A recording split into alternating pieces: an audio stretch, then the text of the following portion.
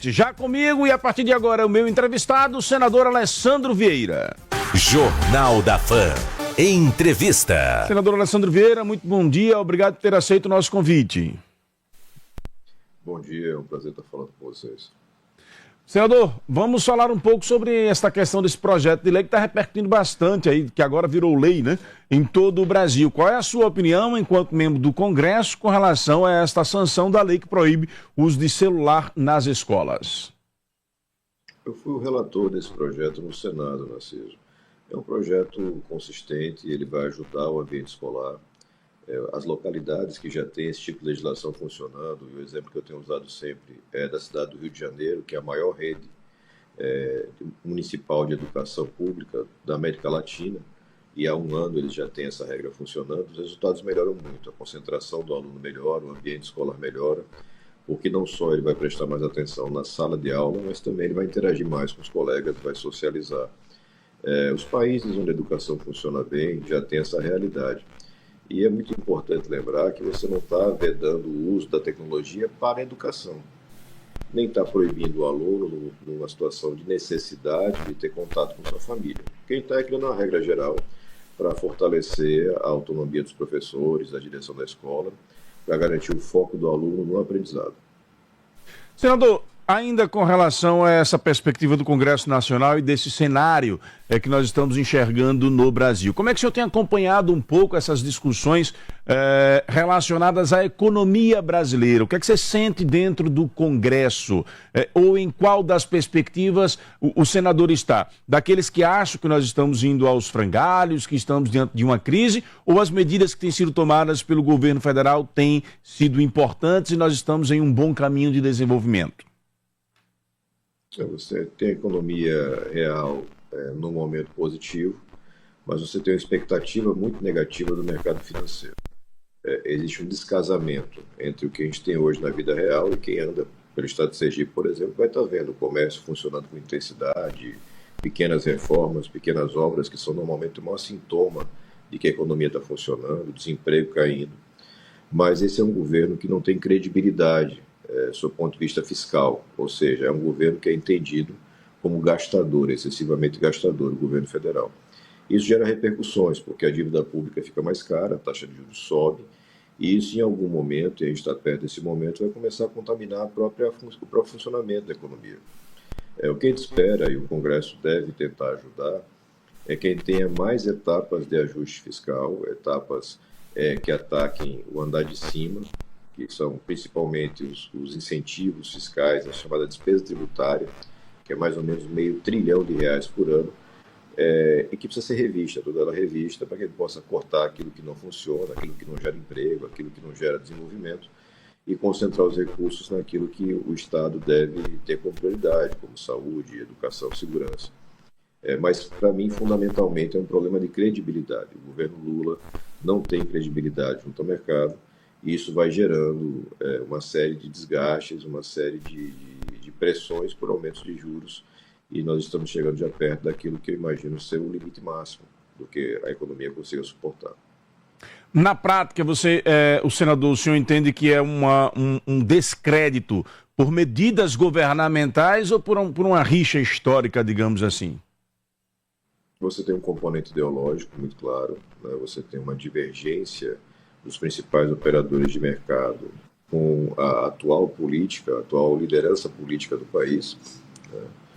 É um país polarizado, o Brasil é um país dividido hoje, e isso contamina, sim, a perspectiva da economia. Mas, ao mesmo tempo, você tem uma visão econômica de parte do governo Lula que é mais antiquada e que desconsidera a necessidade de você ter um equilíbrio fiscal, ou seja, de você ter, ao final de cada ano fiscal, um superávit, ou seja, você arrecadar mais do que gasta.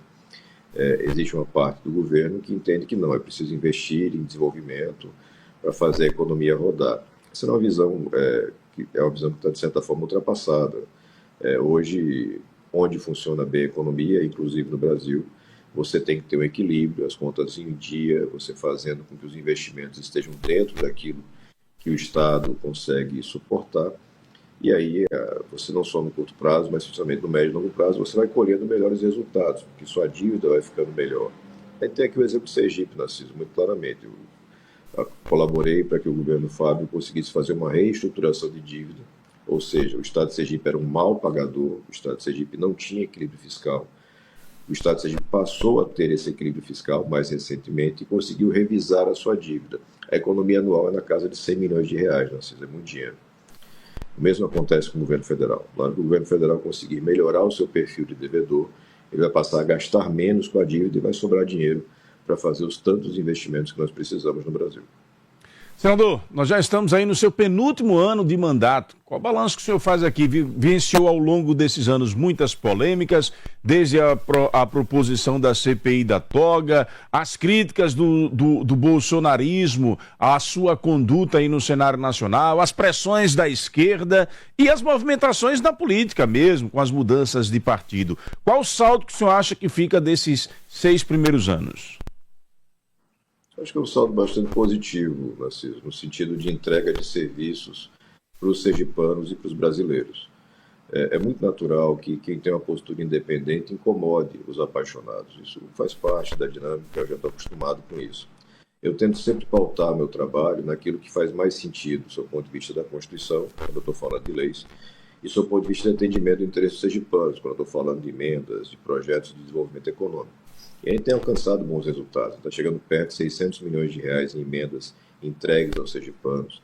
A gente tem bons projetos relatados ou de autoria aprovados no cenário nacional e, principalmente, a gente tem hoje uma capacidade de resolver problemas para os sergipanos, de entregar soluções. Então, a gente teve essa tragédia terrível ali na entrada de Capela, na estrada ali da usina, e imediatamente foi possível fazer contato, tanto com o Ministério em Brasília, como aqui com o governador Fábio, para que ele possa garantir os recursos para ter aquela recuperação da via, uma via importante, e que vai ficar interrompida por um tempo bastante significativo.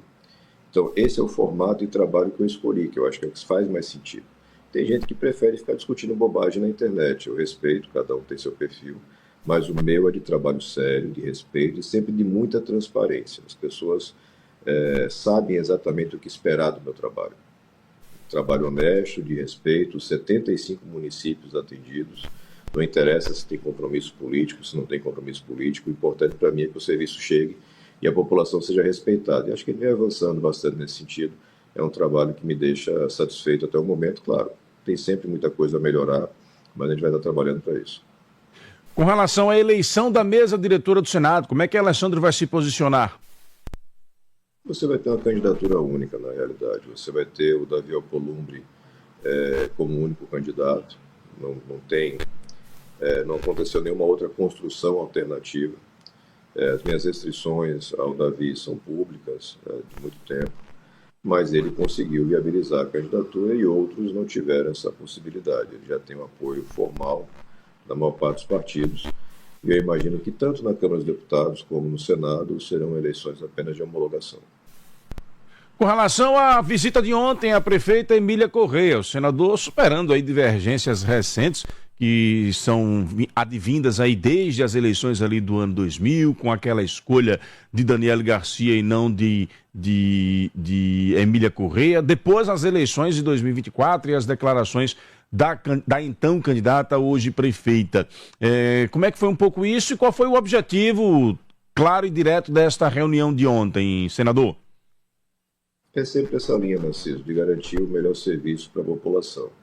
Então, através do mandato, eu tenho uma coisa perto de 35 milhões de reais em emendas aptas à execução da Prefeitura de Aracaju. São emendas para a construção de CREAS, de escolas, de unidades básicas de saúde, capacitação de jovens, enfim, um leque muito grande de ações.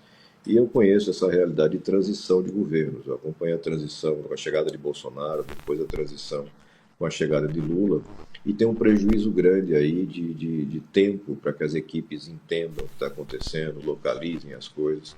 Então a conversa com a Emília foi uma conversa muito tranquila, muito positiva, para mostrar a disponibilidade do mandato, de continuar ajudando a Prefeitura, nos mesmos moldes que eu sempre ajudei Edivaldo. Não tem um cargo indicado, não tem um CC, um alfinete na Prefeitura, nem quero, mas estou sempre disposto a colaborar. Ela recebeu muito bem a colaboração, foi muito positiva. A relação que eu tenho com a Emília não é de agora, é uma relação já de certo tempo. Estivemos juntos em eleições lá em 18, estivemos em pontos diversos mais recentemente, mas isso para mim não tem muita importância. O importante para mim é garantir que você tem um serviço. Eu posso ter uma unidade básica de saúde na zona de expansão e essa execução depende da equipe de Emília, eu tenho a obrigação de estar perto dela e mostrar o recurso está disponível, está no seu cofre, já tem mais de um ano, e a gente precisa ver isso funcionando, porque aquela população tem carências. E aí você vai, escola do Porto Dantas, enfim, são muitas demandas. O mandato no Senado dá a possibilidade de grande atendimento. E esse atendimento é muito melhor se você consegue sintonizar com o gestor do executivo, com os prefeitos, para que você possa dar andamento a bons projetos. Agora, senador, ontem eu observei no vídeo que a prefeita, ela, ao agradecer ao senador, ela fez questão de frisar que o relatório entregue com as emendas que estão à disposição, ele foi bastante detalhado. É possível a gente ter acesso a esse detalhamento, senador? Ou se o senhor puder destacar mais assim, quais são esses projetos, essas iniciativas e qual é o prazo que a prefeita tem para conseguir agilizar aí a entrega do projeto, ou o que é que seria necessário para que esse recurso chegasse? Tem um prazo para isso? Pode detalhar um pouco mais? Depende apenas da equipe técnica da prefeitura colocar de pé as contratações, licitações, a depender do modelo daquilo que está sendo feito. Eu vou encaminhar para a sua equipe o ofício completo, mas basicamente você tem alguma coisa em torno de 14 milhões de reais para assistência social. Foi o maior investimento em infraestrutura de assistência da cidade de Aracaju, na história de Aracaju. Então, são várias unidades, 7 ou 8 unidades, centro POP para a população de rua, CREAS, enfim, uma série de unidades. São 2 unidades básicas de saúde. Me parece que na Areia Branca e no Japãozinho, uma escola para o Porto Dantas, uma escola municipal Porto Dantas, e investimentos mais pulverizados também na área de segurança e assistência. Então, somando isso, a gente vai estar na faixa de 35 milhões de reais, 6 milhões e meio para capacitação de jovens na área de tecnologia. É um projeto que Edivaldo iniciou, o Caju Hub, lá na Praia de Atalaia.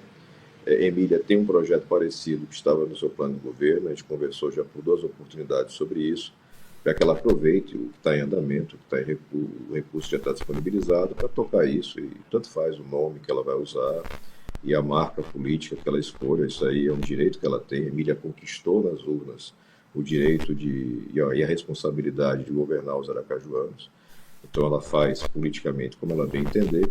Mas o fato tem dinheiro disponível para formar 800 a 1.000 jovens na área de tecnologia e garantir que esses jovens tenham empregos de alta qualidade, com muita brevidade, porque os cursos de tecnologia são curtos. Essa é basicamente a linha do que a gente já apresentou e deixando aberto para ela, claro, todas as possibilidades de captação que Brasília permite. Uma cidade como Aracaju tem condições de captar muitos recursos para que a gente possa fazer frente aos nossos desafios. Faltou competência da gestão de Edivaldo, ou o que aconteceu para esses recursos não serem utilizados? Me parece que não teve uma questão de priorização. Naturalmente, você tem uma demora para firmar convênios, para preparar projetos, para startar licitações.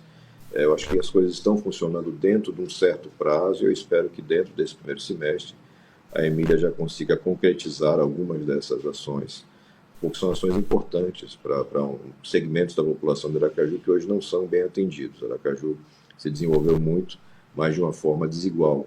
A gente tem que corrigir essa desigualdade e garantir que toda a cidade, toda a região tenha atendimento adequado, educação, saúde, para que a gente possa ter um transporte de uma qualidade, que talvez seja o grande desafio dessa gestão, atendendo bem o nosso povo e melhorando a qualidade de vida. Perfeito. Estamos entrevistando aqui no Jornal da Fã o senador Alessandro Vieira, trazendo já desde o início da entrevista uma amplitude de assuntos aí do cenário nacional, do cenário local e desta visita que fez ontem a prefeita Emília Correia.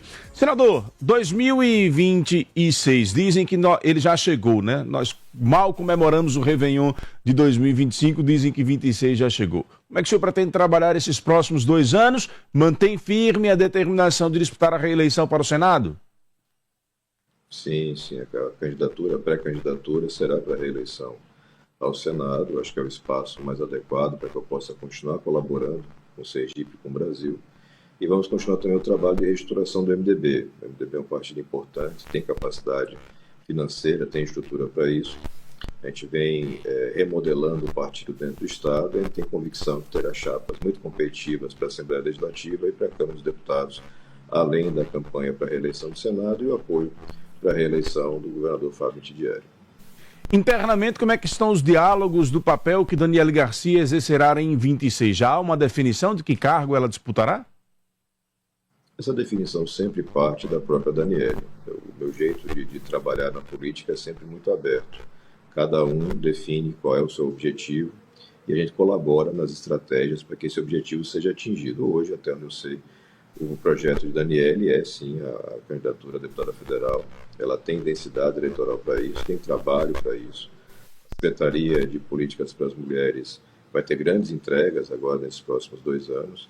E eu tenho convicção de que Daniele tem capacidade para representar bem Sergipe em Brasília, mas é uma escolha dela. Nos bastidores, comenta-se de um possível ida do atual presidente do PSB de Aracaju, o secretário Cláudio Mitidieri, para o MDB. Já houve alguma conversa nesse sentido? As portas estão abertas para Cláudio e para qualquer outro político ou técnico que deseja entrar na política que tem um perfil e a capacidade que Cláudio tem. Mas é uma definição que cabe muito a ele. O que o MDB tem como garantia? Isso é consolidado no estado de Sergipe. A gente tem ramificação, a gente tem capilaridade para fazer uma boa campanha, e a gente tem a garantia da palavra, de que as coisas são cumpridas quando são combinadas. Então, você não vai ter ninguém entrando, fazendo chapa na última hora, você não vai ter privilégio em chapa para ninguém, você vai ter transparência e um bom trabalho. A certeza de que uma chapa competitiva tem capacidade de levar 2 deputados do MDB para a Câmara dos Deputados Federais. O senhor tem, historicamente, uma rivalidade com o ex-deputado federal André Moura. E o nome de André Moura é cotado como membro da chapa majoritária também em 2026, ao lado de Fábio Mitidieri, com quem você tem convivido muito bem nos últimos anos. Como é que fica esta conjuntura? Alessandro toparia dividir uma chapa majoritária com André Moura? A definição da chapa majoritária do governador é feita por ele. Da mesma forma como eu atuo nos municípios, eu vou atuar com o Estado. Eu não defino com quem o meu aliado faz sua construção, eu defino com quem eu faço minha construção. Essa é a questão. Então, eu dou 2 exemplos muito claros, a cidade de Capela, a cidade de Itaporanga. Os prefeitos, o Júnior e o Ivan, são parceiros políticos, vão estar comigo na campanha de reeleição, mas tem parceria com o André também. Eu não tenho direito de chegar lá e dizer com quem eles vão fazer política. Eu faço as minhas escolhas. Eu, particularmente, não faço política com o André. Nós temos uma divergência de entendimento de mundo que é muito profunda. O jeito de fazer política, o jeito de fazer as coisas é muito diferente. Não vejo compatibilidade nisso. Mas a decisão de chapa é feita pelo governador. Ele vai definir como é que vai atender melhor os interesses da reeleição dele e dos sergipanos. Eu não posso ter a ousadia de querer dizer quem faz, quem não faz as coisas. Não funciona assim. Esse não impedimento, digamos assim, essa sua não contrariedade à formação da chapa, não seria uma contradição com a linha que você construiu ao longo dos últimos anos? Não vejo assim, Narciso, porque o meu trabalho é consolidado, a parceria com o governo do Estado é consolidada. Para você ter uma ideia, o parlamentar federal que coloca recursos no governo do Estado para os vários projetos mais perto do que eu faço, coloca 4 vezes menos. Nós temos atividades muito consistentes em saúde, em educação, infraestrutura, agricultura, a questão da água, que é uma prioridade para mim nesses próximos 2 anos. Então, a parceria é muito consolidada e baseada em trabalho, não é baseada em conveniência política, não é baseada em acordo de bastidores. Então, não há por que você deixar de ter isso presente e ativo politicamente. Acho que é bom para Sergipe ter essa parceria com o governador Fábio Mitidieri. O que Fábio vai fazer na montagem da sua estrutura de reeleição, cabe à decisão dele. Ele vai explicar as escolhas dele, ele vai explicar os caminhos que ele deseja seguir, e até o momento não vejo nenhuma incompatibilidade. Então seriam praticamente, digamos assim, 2 candidaturas independentes ao Senado, caso a composição seja essa, André e Alessandro. Eu não tenho como antever como é que isso vai acontecer, até porque outros nomes devem surgir interessados, né? Tem muita gente que tem sonho de chegar ao Senado. Mas a minha parte, que é um trabalho transparente, honesto e muito objetivo, sempre vai ser feita. O cidadão vai ter toda a clareza das minhas escolhas, das minhas opções e de como eu caminho. Senador, para a gente poder encerrar, prestigiando os nossos ouvintes, põe esse ouvinte que quer interagir com o senador no ar, meu caro Ricardo. Bom dia, Narciso, bom dia, senador, bom dia, sua legião de ouvintes.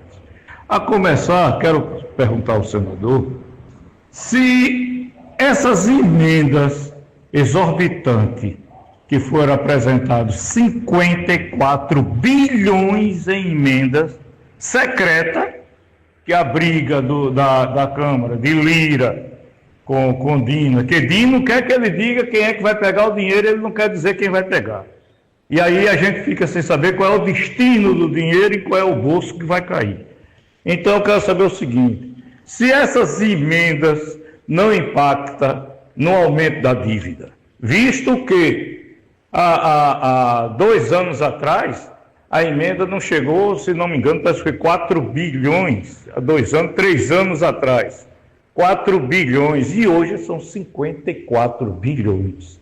É muito dinheiro. Muito dinheiro na mão de quem não quer dizer o que vai fazer com o dinheiro, se bem que ele sabe muito bem, quem não sabe é o brasileiro. Aí outra coisa, eu queria saber do senhor o seguinte, a dívida pública, o que é que impacta tanto nessa dívida pública, que diz que o governo é gastador, se esse dinheiro de emenda também não ajuda a impactar a dívida pública? E outra coisa que eu estava querendo esquecer, se porventura essa inflação existente, ou seja, esse dólar subindo desse jeito, não é o mercado que está imprensando, não? Não é a Avenida Paulista que está imprensando, não? Os banqueiros? Porque com Paulo Guedes era uma coisa, hoje é outra. Para concluir, qual é a avaliação que o senhor faz da economia com Paulo Guedes e hoje com Haddad? Walter, um abraço, que Deus nos dê um bom ano novo. Bom dia, Narciso. Aqui é César de Oliveira. Veja bem, sobre o senador Alessandro, tem que ele ter uma boa conduta no Congresso. Agora, sobre a economia, sobre a Faria Lima quer que o governo corte gastos nos setores sociais, naquele que sustenta os mais necessitados. Mas ninguém quer aprovar imposto sobre grandes fortunas, não quer botar o teto de ganhos nos 40 e poucos mil que tem que ser. Aí fica juiz, desembargador ganhando 100 mil, deputado ganhando 80 mil, entendeu? Não tem governo como cortar. Não tem como cortar. Eles querem que corte do social. Encerrando o senador, então, aí com a participação do Walter, que fez um compilado de assuntos aí, emendas, dívida pública, a questão do dólar com a economia, Paulo Guedes, Haddad e o César de Oliveira sobre economia e a Faria Lima. Fique à vontade, senador. É como eu falei, um governo que não conta com a confiança do mercado. Acho que as falas dos dois, ainda que, na minha visão, mereçam seus reparos, elas tocam nesse ponto. O mercado financeiro brasileiro não confia nesse governo, não tem sintonia ideológica com esse governo. Então isso reduz muito a margem de tolerância. Isso gera uma pressão que repercute em aumento de juros e alguma variação do dólar. A variação do dólar está muito mais ligada a oscilações externas do que internas, né? Você tem essa chegada do Donald Trump novamente ao poder, com a promessa de uma série de ações agressivas no mercado internacional, e isso vem gerando uma oscilação grande. A gente imagina que vai ter alguma estabilização do dólar agora a partir do governo real, né? Quando parar a parte de papo furado na internet e começar na prática, talvez a gente tenha, ou muito provavelmente a gente tenha uma redução dessa oscilação do dólar e uma estabilização num patamar relativamente alto, em torno de R$6 por dólar. Com relação a você ter dificuldades no manejo de emendas, o impacto disso no orçamento, veja, lá atrás, quando surgiu o orçamento secreto, quem foi ao Supremo para pedir para acabar, para exigir que acabasse, fui eu. Foi uma ação impetrada pelo Cidadania, a meu pedido. Depois a Cidadania quis desistir da ação e já não podia, porque esse tipo de ação você não pode desistir. E ao longo de 3 anos a gente teve uma longa batalha para que fosse declarado inconstitucional. Relatora, a ministra Rosa Weber, já aposentada, e o orçamento secreto foi sepultado ali. Mas ele foi sepultado e imediatamente ressuscitado através das chamadas emendas de comissão, que são essas emendas que estão hoje em discussão com o ministro Flávio Dino. O ministro Flávio Dino tem uma coisa positiva no que ele está fazendo, que é mostrar que é preciso ter transparência e que existe um volume imenso de emendas que o Congresso se recusa a dizer para onde vão, e isso é absurdo, é inconstitucional. Mas, ao mesmo tempo, ele presta um desserviço quando ele mistura outras emendas que não são emendas não transparentes, que é o caso das emendas individuais, as emendas de bancada, e paralisa o serviço público por meses, como ele paralisou. Então, tem coisas positivas e negativas. A minha visão com relação a isso é notória, e os meus votos no orçamento ao longo desses 6 anos, as minhas ações na justiça, são todas sempre no mesmo sentido. Você tem que ter transparência e responsabilidade no uso do recurso público. Não faz sentido você ter esse volume todo de emendas distribuídas sem transparência, porque, veja, quando eu consigo cada centavo para Sergipe, vai estar na minha rede social instantaneamente. Eu vou estar mandando release aqui para o Narciso para informar que eu consegui o recurso, porque é uma parte do trabalho parlamentar. E é absolutamente suspeito que alguém consiga trazer recurso, mas não queira divulgar. Ou que consiga recurso no orçamento da União e mande para outros estados, como teve parlamentar mandando recurso para o Maranhão, para a Bahia. E aí você vê os esquemas de corrupção sendo detectados nesses estados e você fica sem saber exatamente de onde vem aquele dinheiro. Então, existem problemas no orçamento, esses problemas ainda vão se arrastar ao longo desse ano.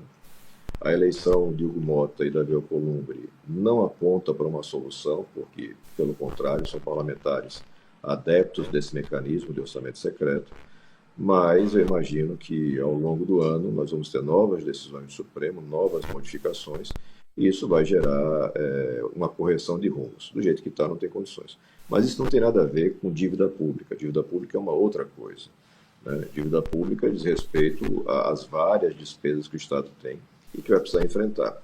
Enfrentar pelo lado da arrecadação, um combate à sonegação fiscal, um combate a privilégios que determinados segmentos têm, mas também, ao mesmo tempo, reduzindo gastos, e gastos de operação da máquina. Foi muito bem falado aí, super salários, a gente tem que tentar combater isso, mas é super difícil combater o lobby do judiciário. Eu sei na pele o quanto a cúpula do judiciário reage duramente contra quem se insurge, contra quem enfrenta um lobby de uma casa que perdeu o contato com a realidade. Eu falo isso textualmente a todo instante. A cúpula do judiciário brasileiro perdeu completamente a vergonha e o contato com a realidade, e acha absolutamente natural ter verbas e auxílios opacos e não tributáveis. Ele vai novamente esse ano tentar enfrentar essa questão, mesmo sabendo da dificuldade dos riscos. Senador, muito obrigado pela participação aqui no Jornal da Fã, espaço sempre aberto, um bom ano, já que estamos pela primeira vez com esse contato aqui ao vivo no Jornal da Fã. Feliz 2025, que seja um ano de muito trabalho em prol do povo sergipano. Um abraço para todos aí, muita saúde e um bom 25.